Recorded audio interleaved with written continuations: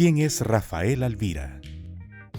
Un profesor de filosofía español, madrileño, pero que he pasado muchos años de mi vida en Navarra y todavía estoy en relación con Navarra porque he sido primero profesor en la Universidad de Madrid Complutense y luego mucho tiempo en la Universidad de Navarra en Pamplona. Así es que ese soy yo. ¿Quiénes fueron sus padres? Tomás Alvira y Paquita Domínguez.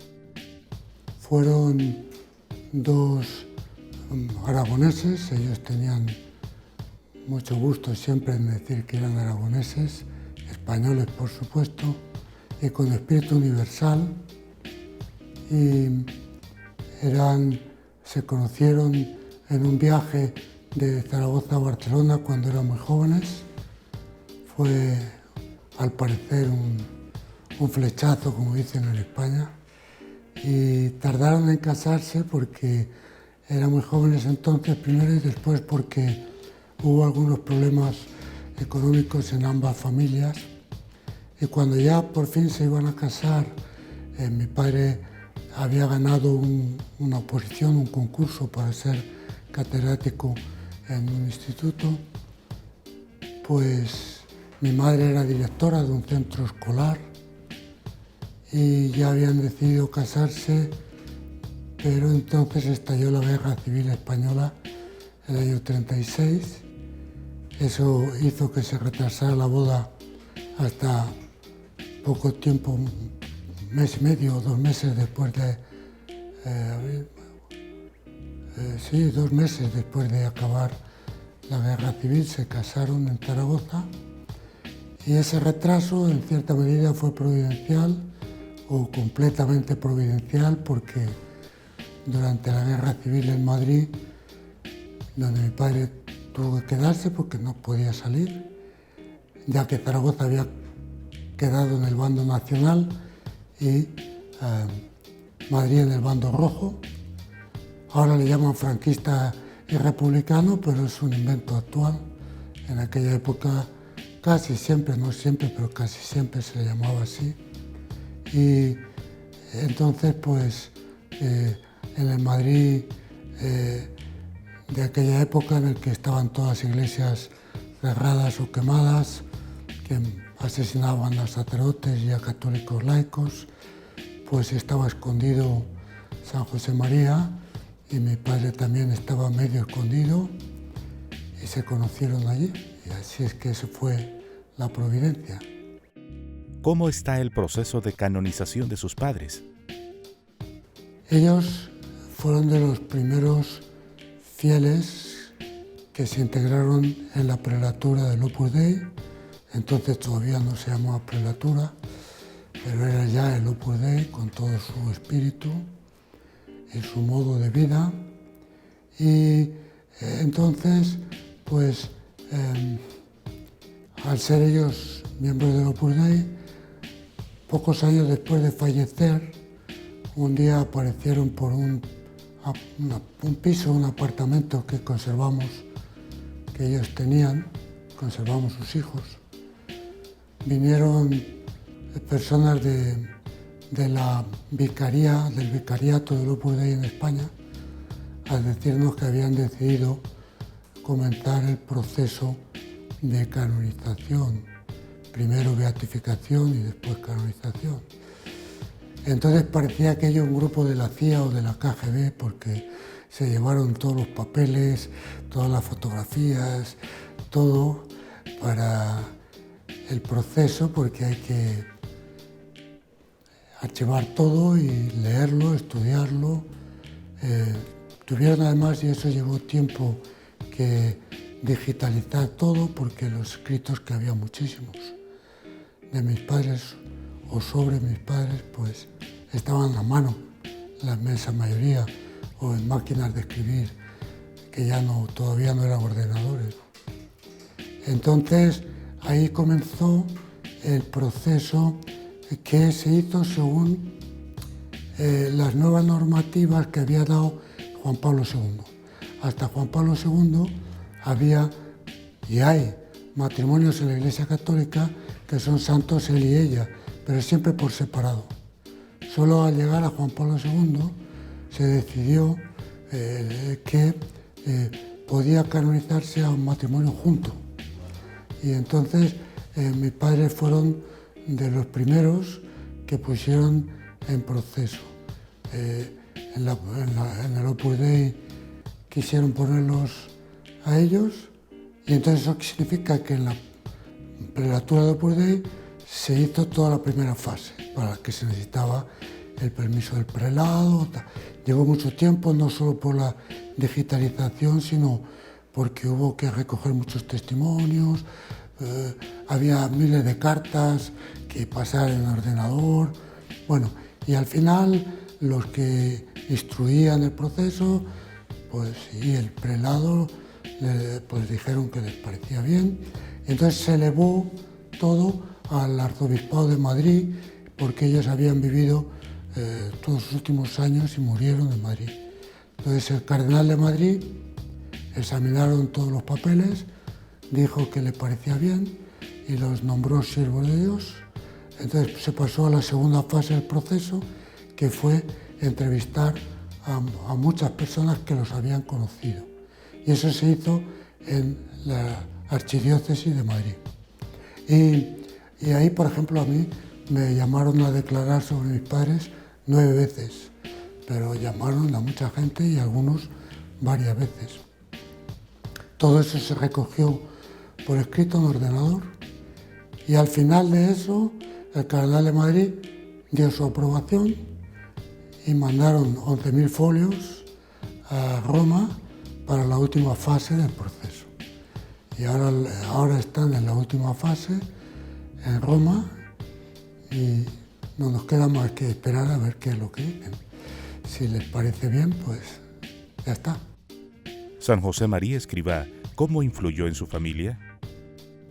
A veces yo hablé mucho con mis padres y sobre todo con mi padre muchísimo.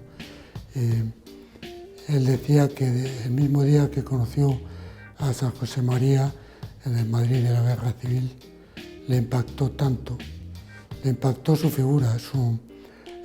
Era un hombre tremendamente sencillo, natural, normal, pero al mismo tiempo irradiaba de una manera que era normal, pero no era normal, mucha santidad, y además pues hablaba de Dios y de la obra del Opus Dei con tal fuerza de convicción. Era tan claro, decía mi padre, que lo que él estaba diciendo, como siempre dijo San José María, no era un invento suyo, sino algo que Dios le había hecho ver, que entonces la respuesta de mi padre, ya el primer día que lo conoció, es: esto hay que hacerlo, o sea, me apunto, o sea, esto hay que hacerlo. Y entonces San José María le dijo que sí, que habló con él, lo fue conociendo más, y entonces le dijo que sí, que lo admitiría, por supuesto, en la obra, en el Opus Dei, pero en el Opus Dei hay solamente personas laicas y sacerdotes seculares, y que él creía que debía casarse, que mi padre tenía vocación para el Opus Dei como casado, lo cual a mi madre le gustó mucho porque mi padre y mi madre llevaban muchos años de novios, y entonces pues a partir de ahí mi padre le contagió a mi madre el entusiasmo, y los dos pues sintieron la vocación para ser lo que es el Opus Dei, la vida ordinaria, normal, profesional, familiar, intentada vivir con la máxima perfección posible, cada uno, sin perfeccionismo, pero lo mejor que se pueda, tanto desde el punto de vista sobrenatural de Dios como desde el punto de vista natural. San José María ha insistido, todas las comparaciones son malas, pero seguro uno de los santos que más ha insistido en la Iglesia en la necesidad de unir lo natural y lo sobrenatural, y que ambas cosas tenían que ir unida, así que por consiguiente, si a Dios no se le podía ofrecer nada mal hecho, y que el amor siempre lleva a hacer las cosas lo mejor posible, pues había que intentar hacer lo mejor posible, tanto en el plano sobrenatural como natural, la vida ordinaria. Y ese se lo puede. Y eso es lo que ellos intentaron hacer, y yo creo, sinceramente, por lo que yo les conocí, que lo hicieron, se esforzaron en hacerlo bastante bien. ¿Qué ha significado el Opus Dei en su vida? ¿En la mía? Pues un poco parecido como mis padres, ¿no? Yo conocí la obra poco a poco y casi sin darme cuenta, porque mis padres nunca nos impusieron nada, nos invitaron, siempre nos invitaban, no nos imponían. Lo que hacían era darnos muy buen ejemplo y no tenías la sensación tan clara de que te querían muchísimo, y por eso también te exigían, porque hay gente que cree que querer no es exigir, pero exigían con amabilidad, con mucho cariño. Entonces veías cuánto te querían, veías lo buenos que eran, las virtudes que tenían, cómo se esforzaban, cómo se sacrificaban, siempre sin hacer cosas raras, con mucha normalidad, con mucha simpatía. Eran muy simpáticos los dos y muy sonrientes, que entonces pues te salía normal que aunque no te impusieran nada, si te invitaban, y a mí me invitaron ya de pequeño si quería confesarme con algún sacerdote, que dio la casualidad de que era de la obra. Bueno, luego ya poco a poco pues me invitaron, pero no ellos, sino amigos míos, a ir por algún club juvenil de la obra, y ya pues fui conociendo más la obra. Luego ya cuando ya estaba estudiando en la universidad, otro amigo mío me invitó a ser de la obra. Yo, curiosamente, ahora eso le puede extrañar a alguien, pero quizá porque me he dedicado a la filosofía, yo no soy curioso. Entonces yo sabía que mis padres le tenían muchísimo cariño como entonces se le llamaba Monseñor Escrivá, sabía que les gustaba mucho la obra, pero yo nunca les pregunté, ni se me ocurrió si pertenecían ellos a la obra o no. Y entonces cuando me invitaron a mí a ser de la obra, pues dije, bueno, me lo voy a pensar, pero en cualquier caso no haré nada sin consultar con mi padre. No sé por qué, pero es que era mi mejor amigo. Y ya, una cosa inolvidable que he contado muchas veces, porque mi padre me escuchó y me respondió en pocas palabras: el Opus Dei es una cosa de Dios. Por consiguiente, si te apuntas, tiene que ser con dos condiciones: que lo hagas con seriedad y con libertad. Y ahora yo voy a rezar por ti para que decidas bien. Punto. Y ahí fue todo. En su encuentro con el Papa Francisco, ¿qué le dijo sobre sus padres?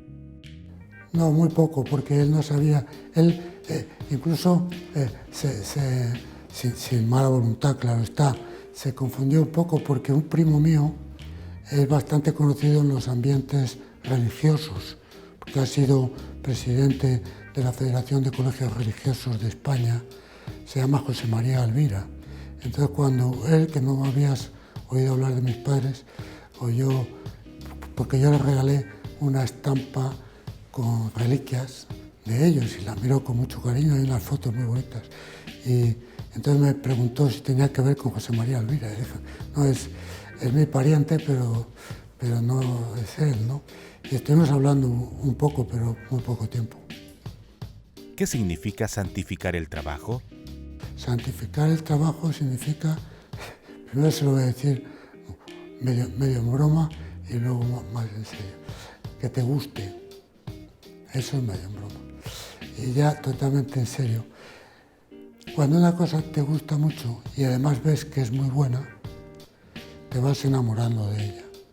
Y si te enamoras de ella, quieres hacerlo, quieres darle lo mejor de ti.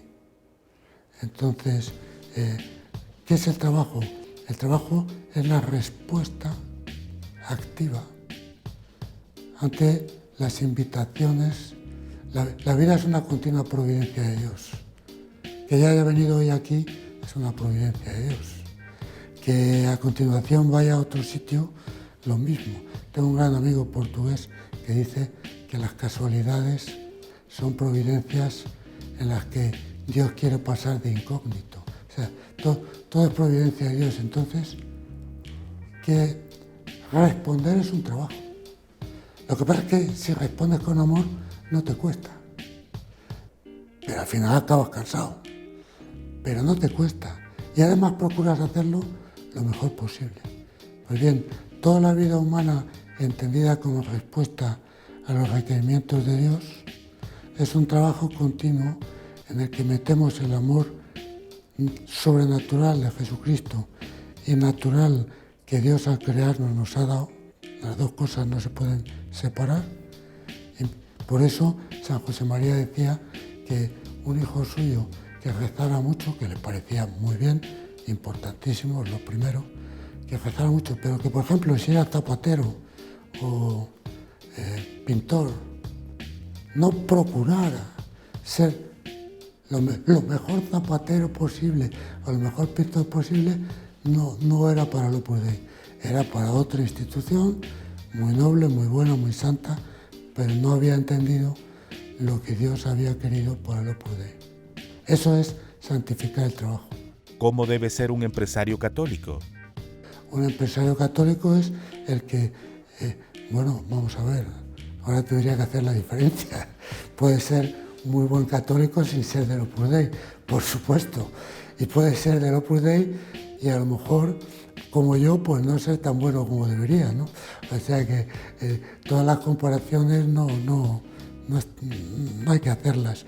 Pero yo creo que un empresario católico, y hay muchos y muy buenos, tiene que ser sobre todo una persona que se dé cuenta de que la empresa, si es suya, y me parece muy bien que lo sea, es también en cierto modo de todos los que colaboran con ella. Y por consiguiente que él tiene que sentir como cosa propia a toda su gente. Si es capaz de hacer eso, es un buen empresario. Y si no, aunque cumpla la ley, no es un buen empresario católico. ¿Cómo la filosofía puede ayudar a resolver los problemas de las personas? Depende de una cosa que he sabido hace poco. Hay un gran psiquiatra en España, entre otros el doctor Rojas, pero es, además de gran psiquiatra, muy famoso. Yo lo conozco, es un tipo estupendo. Y él dice que ahora poco a poco el médico, lo que antiguamente llamaban el médico de familia o el médico de cabecera, está pasando a ser el psiquiatra. ¿Pero cómo es que está todo el mundo loco? Bueno, vamos a ver. Es verdad que cada vez hay más gente loca. Es verdad que cada vez hay más gente loca, pero ¿por qué dice eso? Porque están descubriendo cada vez más que muchas de las enfermedades, tanto físicas, biológicas, si se puede hablar así, como psíquicas, provienen de un mal planteamiento del espíritu. Cuando tú tienes el espíritu confundido, eso los católicos, gracias a Dios, tenemos ventaja. Bueno, ventaja. Otros también, por supuesto, y con todo respeto, pero los católicos creo que vamos bien ahí. Entonces, han descubierto que por consiguiente es desde arriba, desde donde hay que mirar toda la salud de la persona humana. Y entonces han vuelto a descubrir una cosa que ya escribe Platón hace 2400 años, que es: hay que curar al mismo tiempo, dice en un famoso diálogo suyo Fedro, hay que curar al mismo tiempo el cuerpo y el alma, pero empezando por el alma. Es impresionante. Los americanos han tardado 2400 años, a pesar de lo bien preparados que están, en llegar a lo que Platón había dicho. El ejemplo de sus padres, ¿cómo puede ayudar a los matrimonios que no son felices? Yo creo que el ejemplo es lo que más ayuda. Lo que hay que hacer es leer los libros procurando meterse en ellos Y eso significa ponerse en el lugar de...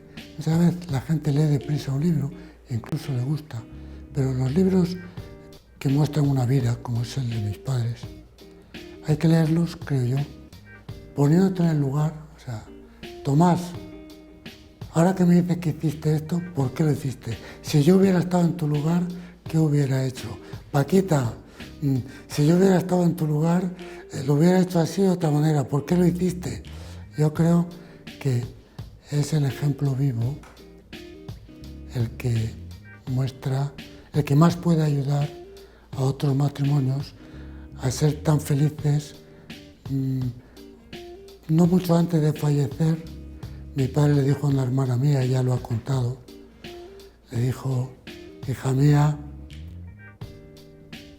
puede ser que haya matrimonios y personas en general tan felices como nosotros, pero más lo veo imposible.